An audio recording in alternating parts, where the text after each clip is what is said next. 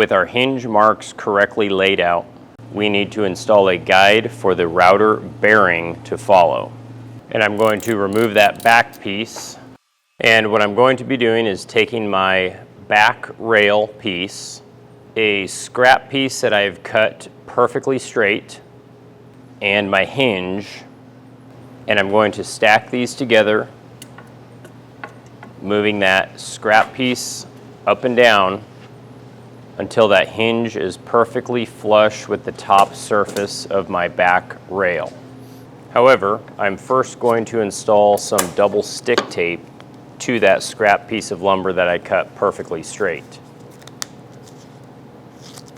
This piece will then be stuck to my back rail piece, which will act as a template for the flush cut router bit bearing.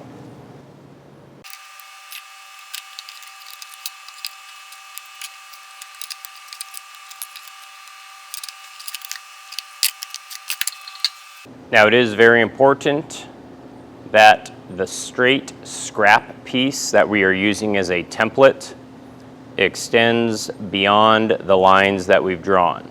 Otherwise you'll run into problems with the router. We can then move to the router and very carefully make sure we are adhering to the lines that we drew.